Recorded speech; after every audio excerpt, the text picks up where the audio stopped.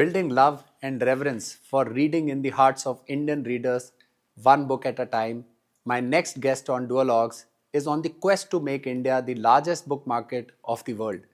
His passion for the written word has paved the path to building some of the biggest publishing houses in the country. Please join me as I welcome Anantha Padmanabhan, CEO of HarperCollins India, to this episode of Duologues.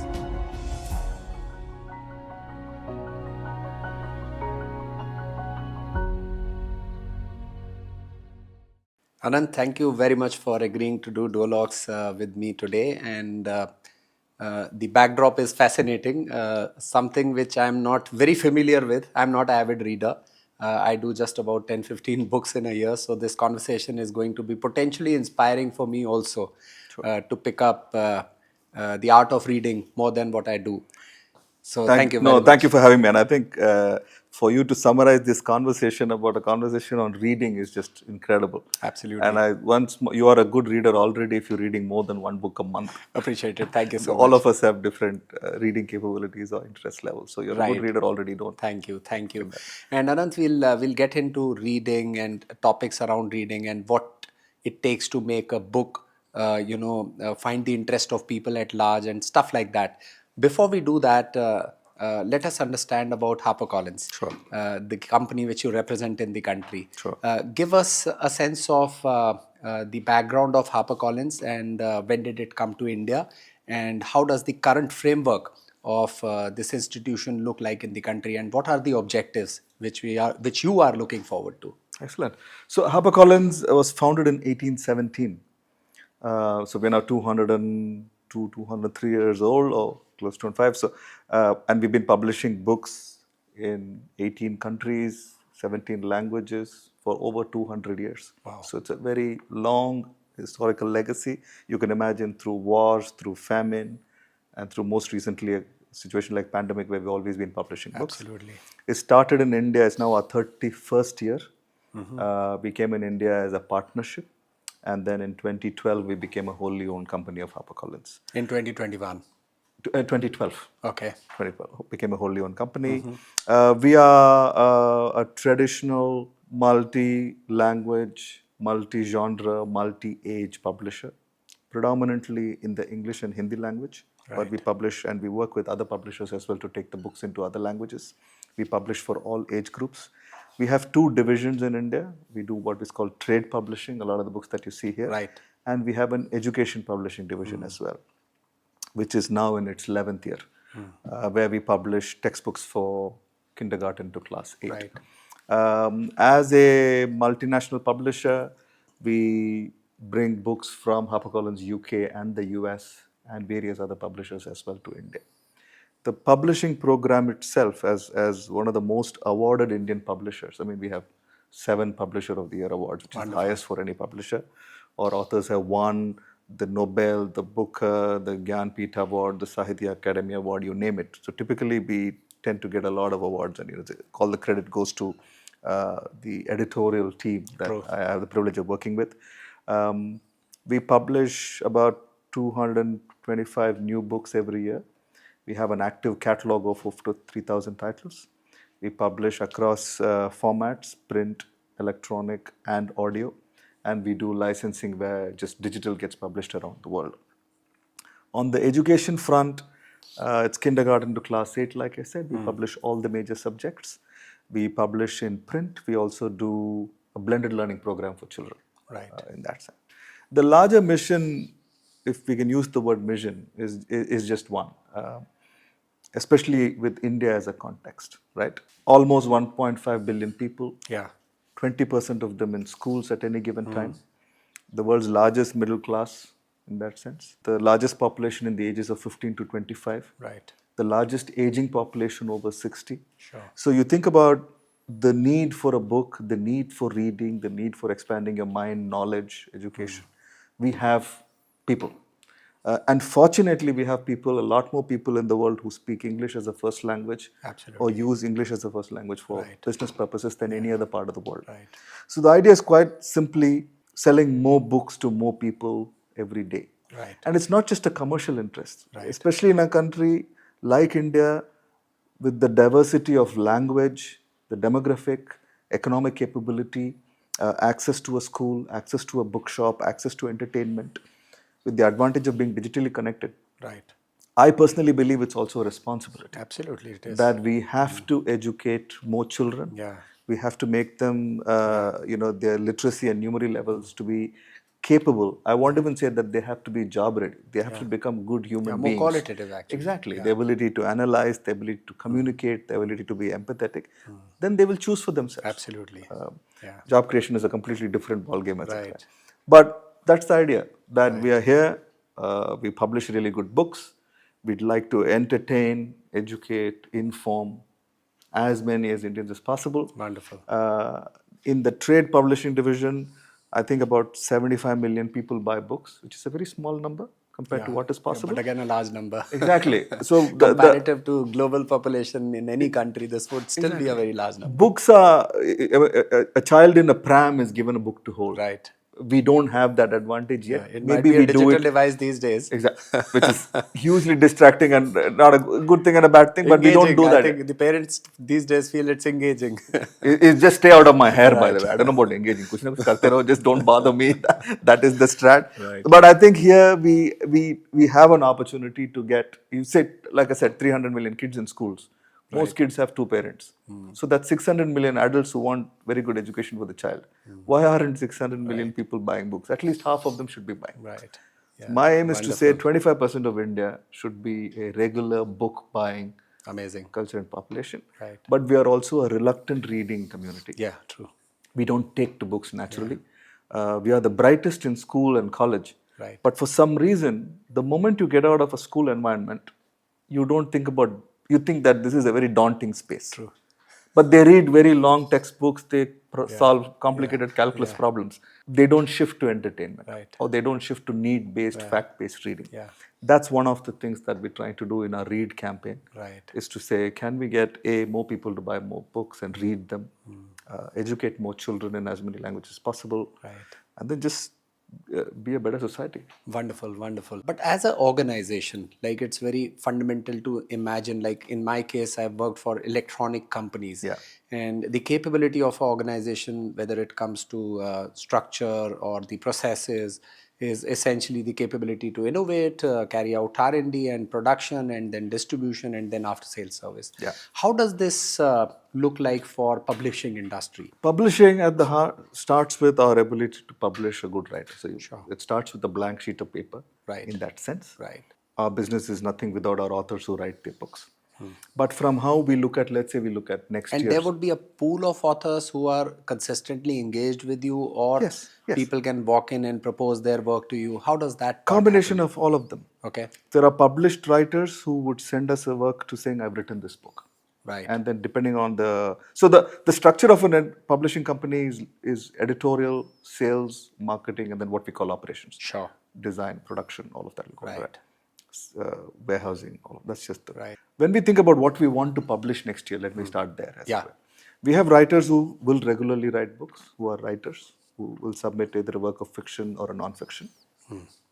We have ideas that we think the world should be reading. So we commission those books. And we're also looking for new ideas all the time of what you might be interested in. What's the future of bookstores? In our industry also, a lot of shopping is starting to move towards omni-channel experience, so to say. So people would research online, and then they may come back to have a touch and feel experience in the offline space, and then eventually make a purchasing decision in either of these locations. So some of the reflections on this. You asked a question about book retail. I think why, especially in books, book retail works is you don't know what your next read is. You might order something online when you know what you want. Right. I know you had said Om Swami was part of your dialogue of series, course. right? We publish Om Swami. Yeah. So you know you can go look up Om Swami and see what his books are. I have 3, I need to buy the other 2. Very easily done. But what do you want to read next? Right. We spoke when you came in earlier about your idea to explore. Right. So if you wanted to go see ice melting impact in the Antarctica, and it's happening, and its impact on wildlife and so on, you might have a starting point. Absolutely. So if you walk into a bookstore, you might pick up a National Geographic, Right. and then that might lead you to discover other books on the same subject. Right. And the crucial role of she or he at the bookstore who's hand selling, what would you like to read next, Manish? Let's say Right. you are a business book reader, Yeah. and they remember that you bought Yeah. Execution, let's say. Right. And then they're going to come and tell you, we have one more that you might like in the Got series. it. That's not something the online world digitally can actually solve. Yeah. And So there are qualitative recommendations can happen. A various reasons. You follow-up might of buy a your... book because you like Right. the cover. Yeah. You might buy a book because the display was great. You might Right. buy it out of curiosity to say, why are so many copies piled up? Right. Your child might want a picture book, and on the way you think, okay, this is something even I don't know enough about. So the idea of discovering something completely new, which humans love, Right. the idea of something to surprise you, again, which humans love, there is no, and you're also talking to the wrong audience in that sense, there is no more a joyful space for me than being in a bookshop. Yeah, I know. I'll come back to that. Because I don't Yeah. even go looking for hours to say, is our book available enough? I only look for things that I have not seen Yeah. before. Yeah. Right. Yeah, you mentioned the cover of a book. I mean, it's cliched for me to say, but does the cover matter? Yeah, no, absolutely It matter. does? Whoever tells you never judge a book by its cover should be safely ignored. Right. It's the first thing that strikes you when you see a book. Right. I would be interested in moving on to what genres are like on the rise in our country and those kind of things. But my last question on this particular perspective is, you spoke about the fact that we import paper. And the other perspective in printing would be ink also. Oh yes. And I'm interested to know, because in our industry, ESG and sustainability are becoming more important. In fact, they are very central to the future strategies. Yes. What's your view on this one? Because this industry consumes a lot of paper, which essentially, in some sense, creates an impact on the environment. So, how do you look at the perspective of So being we a have carbon neutral company in the time to come? we have quite, I mean, I wouldn't use the word stringent, but we have very conscious sustainability goals. Most large publishers use paper that only comes from renewable forests. All right. There is a certification. Right. So that is one part of it. Lots of publishers have also started to transition to reused paper, Right. recyclable paper. Now it does not offer the same printing quality, Right. but it is sustainable. So that's something that we were conscious of. Right. We print as close to the market as possible, so we are not shipping large volumes from Right. abroad. Therefore, trying to keep our carbon footprint low. I know that our offices in the UK and the US are nearing carbon neutral, whether it's running the warehouse, whether it's using different forms of energy renewable to energy ensure that sources. the entire value chain is very conscious of the amount of power we consume when we do that. Now, paper is an age-old technology. Right. It's going to stay. One of the oldest. And Yeah. it has survived internet, it has survived mobiles, it will survive AI, 100%. and the joy of holding something and reading from it is not going to go. That's not to say you're not going to buy an ebook. Yeah. That's not to say you're not listening to an audiobook. Right. But you don't have to charge the book. Right. It will give you the same joy every time you read it. Right. And books are more immersive. Would They you are agree? immersive. They are a slower form of entertainment. Right. It's No, individual. comparative to a digital device, can we say that when you read, would that be the case? It's the same. It's the same. Because the imagination is, whether you read a paragraph, and I like to say this, if you're reading a paragraph about a 16-year-old girl who's a serial killer in Gurgaon who just knocks off 75-year-old people all the time until they catch her. Right. It doesn't matter Yeah, it whether doesn't you matter you're reading on a paper or a digital device, right? You can imagine, right? You're getting immersed into that. Yes. And print offers a certain, from the immersive point of view, it's just me sitting with that story, Sure. being on the street with her. Right. Right? Right. When you have a digital extension, there are enhanced ebooks where we can take you away from there, as it were. You can also find meanings and stuff like that. In the audio experience, it can be a dramatized audio book. So you're also listening and being on the street with the noises and the sounds and the smells. So reading by itself is largely immersive. The distinction between other form of entertainment and reading, especially from my point of view, is you and I can watch Tom Cruise together and have fun, clink glasses and so on. Right. But when I'm reading, only I'm reading. And what he does, or the consequence of the conversation he has, this is an example. Sure. He's a great man. Yeah. Is that you might interpret it differently, I might interpret it differently. Yes. Books talk to individuals completely different. Correct. And it's a much, much slower form of Right. spending time. So your own 15 books, that's one a month. Right. Now I might be reading 3.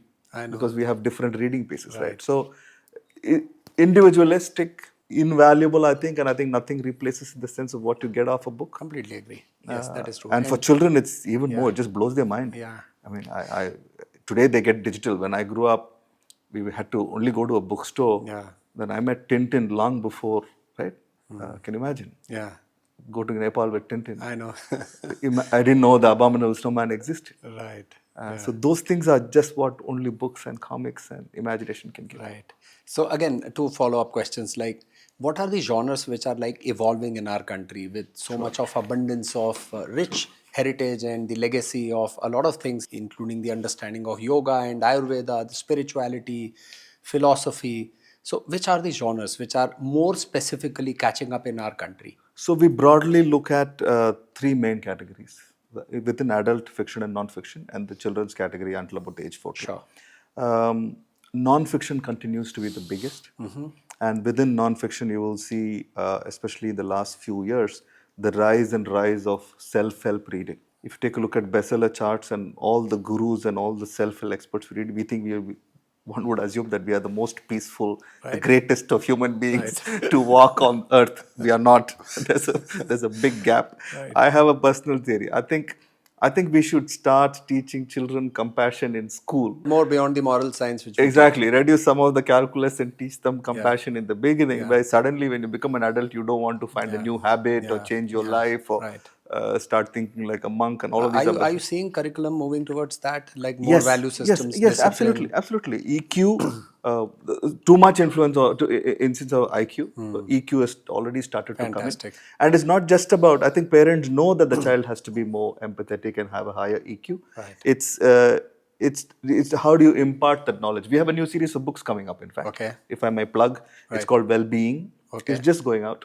It's for classes 1 aimed to at children. Aimed at children. Okay.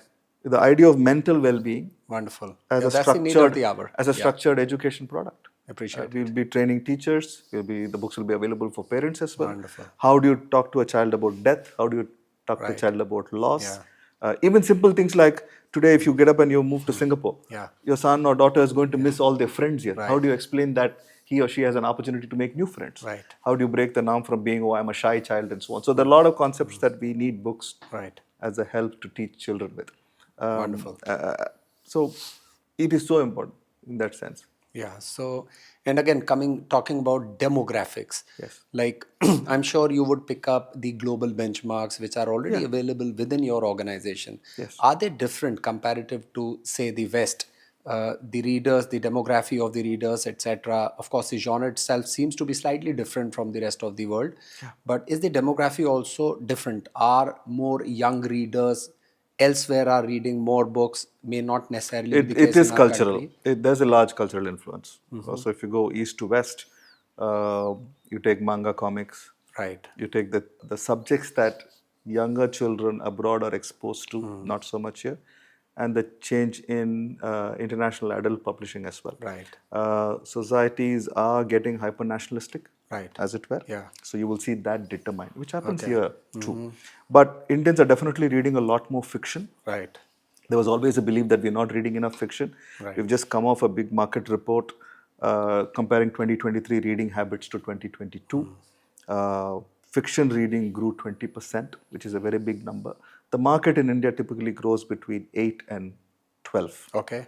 But we've been consistently growing after that, the pandemic period. So we're quite much larger. The Indian publishing market is much larger than it was 5 years ago. Right.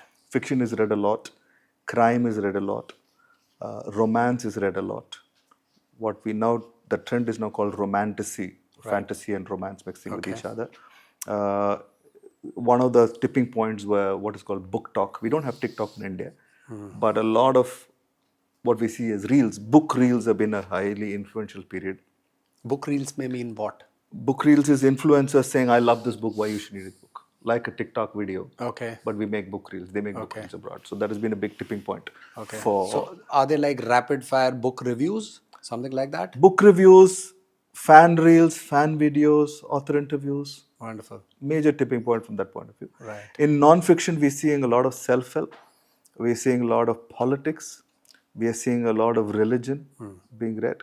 Current affairs, business. and not so much science, which is I think it's a reflection of the books that are published as well. Biographies and live stories are a very big subject. Uh, and these are what Indians are reading. Yeah. And children are mostly reading narrative. I see a lot of books here, and I'm sure you would be keeping a track of, uh, at a very macro level, what is the percentage of foreign authors which are being read in our country, and say vice versa also. Are Indian authors finding their place more than what it used to be in the past globally? Yes. And which would be those subjects or genres or? Mostly fiction. So in India, tradition in any case, the number of Indian writers who publish, we publish, all publishers put together coming out of India as a quantum clearly is a lot less than American or British writers, right? So in a very good bookstore, 70% of the books that you see would be books published abroad. Okay. So that shift will continue to be because more books are published abroad Right. and more books come in. Indian writers from the time Arundhati Roy won the Booker Prize to Vikram Seth to Arvind Adiga, then Kiran Desai, the Booker Prize winning and shortlisting have exposed Indian writers and international audiences to Indian writers for a very long time. As a country of interest, India is always fascinating for people. True. Indian fiction travels more than Indian non-fiction unless it's some amount of controversy attached or if it's a biography of Indira Gandhi or something like that. But Western audiences do read a lot of Indian books. That's always the effort for us, is to find the right home. By right home, I mean right publishing home or the right editor to take. So a lot of our books regularly get published abroad. Yeah, so that encourages. Thank you very much. And yeah, so what's happening in the policy environment? You are active into into chambers. You are co-chair with the publishing committee at FICCI as well. What's happening in the policy environment and some of the reflections on, say, copyright protections and those kind of things? There are three parts to being part of some kind of a body to ensure that India as a country can be different for the world of publishing, right? One, do we have all the right policies to encourage more publishing and therefore more sales? And that includes fighting piracy. That includes the recognition of piracy at the demonstrative level. That includes do we have the right tax environment for encouraging more publishing to happen? So books on sale would invite what kind of a tax today? So good question. There's no GST. No GST. So you don't, what we put on the price is what it is. You don't pay anything more as a GST. Okay. But on the origination side, publishers lose 18%. Okay. Which we are not able to pass on to the consumer. Got it. What that then means is it impacts our ability to invest. It takes the price up as a consequence. So we're talking about, that's the policy part. The availability of paper, the availability of transparency, publishers in the trade front, maybe even in education actually, I think at the very least lose 30% of value to piracy. It shouldn't happen. Tomorrow you and I can become a book publisher. You can take any book here, print it in Rohtak and sell 3,000 copies and nobody will find out. Absolutely. Yeah. So that's one part. Second part is how can we grow more readership? And that is simply, where does a child first encounter a book? Think about a non-metro. And even in a metro, if you don't go into a mall and if you go into a mall that does not have a bookshop, you will bump into mobile phone advertising, entertainment advertising, you will buy the best fashion clothes. Today you can walk into a mall and buy a brinjal or a BMW. Yeah, absolutely. Right? Or a Balenciaga. Yeah. But you will not bump into a book as often. Yeah. So it's not in your public imagination. You have to go to a bookstore. So therefore you're already ghettoing the reader and the non-reader. You go into any international mall, main street, high street, there will always be a bookshop. The fact that we have to make books part of our culture. Right. And now not everybody might invest in a high street retail because it's a business that's going to has its own economics as it were. So as you and when we were growing up, I grew up in Madras, Chennai now, and I would go to the British Council Library. Right. Or the USIS library. We don't have enough libraries. So and not everybody in India can afford a book. So it's not fair to expect everybody to buy a book either. By the theory, we can sell books to 1 billion people. So from that framework perspective, every district should have a library.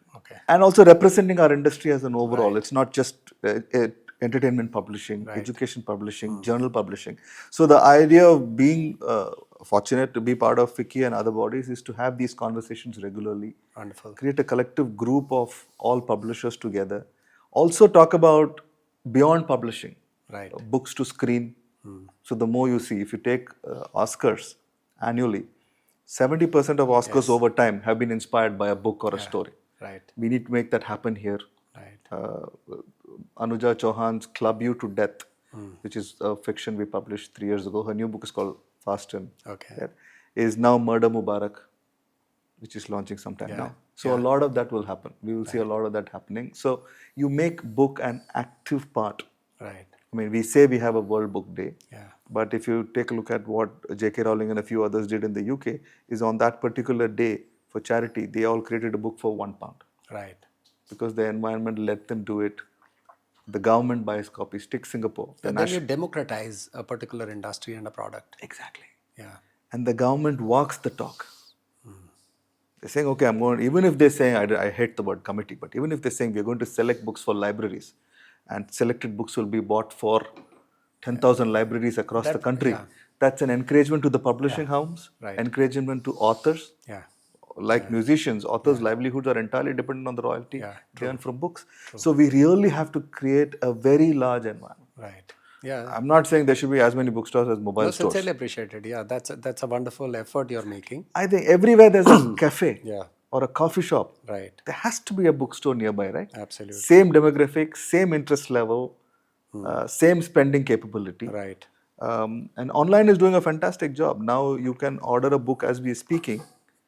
I can make 5 book recommendations and maybe by the time you get home, it's already delivered. That's also a possibility. Right. So they are bridging a big gap in a country like ours. Yeah. But these are stuff that I'm usually obsessed with. I think we can become the world's largest book buying community, even if not by dollar or pound value, by sheer volume. Wonderful. And I think that's one of those things I keep telling as many people who are willing to Yeah, visit. that's one of your mission also, I understand. Yeah, that was insightful and more power to you and also to everyone at HarperCollins and moving the conversation to the personal reflection and aspects of your life. I know that you started off some part of your professional career in a bookstore. Yes. So we'll come to that later. But in the first instance, what got the books to you in the first instance? Like, how was your childhood like and how did you find interest in the books in the first instance? My dad a banker, mom was a homemaker. Our pocket money was only allowed to be spent on books. Right. My dad was a reader. Interesting. So my first Robert Ludlow, That should inspire a lot of Colin parents. Forbes I read because my dad was a reader. Right. We used to be taken to a lending library. We had to borrow 5 books and finish it. And an outing in those days, if you go to eat a Chinese meal, one of those times it will be to go to a large bookshop. So the Higginbotham's in Madras, which actually is one of the oldest bookstores in the world, it's now 180 years old, I think. So we always grew up with books in that sense. Either my dad was reading or we were. Right. And then I had the opportunity or need to go to work in a bookshop, and I just finished my 12th standard. Are there books or authors or some of their work which really came handy, which could inspire you in your life or which could come handy in a situation which was really tough for you to handle? Any anecdotes or examples or experiences coming in your mind? When I moved from being a senior vice president, head of revenue in the publishing house to become a chief executive here, the thing that I told myself, this is day zero. It doesn't matter what I've learned in my last 25 years. Day zero of a chief executive is completely different. Correct. Because you're managing across the floor. Right. You're managing different experiences. Mostly you're managing people who know their jobs a lot better than you do. Yeah. I don't know what production is. Yes. I don't know how to edit a book. Right. But you just want to be able to create an environment for them so they can be the best. So one book that really made a difference in the business reading is Rob Coffey, I think, Why Should Anyone Be Led By You? It's a Harvard Business Press book. Right. It's a very simple question. And it teaches you authenticity, integrity, job knowledge, and so on.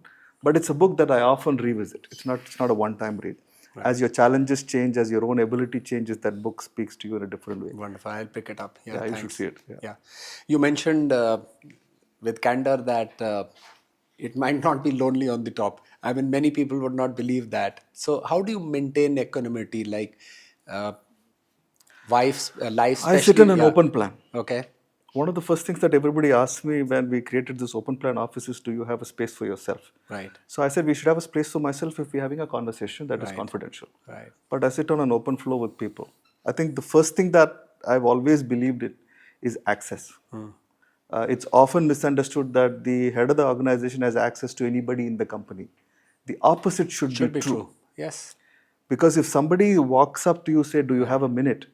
They've come to you more often than not with the problem that they'd like your advice on. True. If they had to fix an appointment, worry if their boss would worry if you're going to his boss's boss. Right.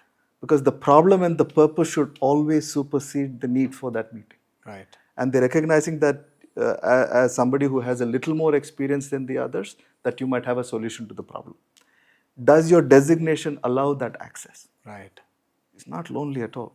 Right. Yeah. Lonely man is because you can't talk about everything to everybody. Yeah, sure. But That's a different information is knowledge perspective, and yeah. information is power at every level. Absolutely. Yes. They might not have lunch with you, Right. maybe because you're a prick. But, but I think we should build an organization where everybody understands that the larger purpose is different from. Right. We shouldn't build walls around ourselves. We shouldn't build hierarchies around ourselves, processes around ourselves. The balance between the right process and the right personality or the humanness of a business is very key for the success of any business. Yeah, Anant, it's reasonably clear getting into this conversation and having this conversation with you that you are keeping a very complex situation to be handled in a very simple manner. How does your typical day look like your day, and or a week look like? Like, how does your weekends look like, and what do you do over weekends? Okay. How do you maintain this balance in your life? I'll start with whether it's a weekday or a weekend. When I go home and my 6-year-old retriever brings his toy, No, that's joy.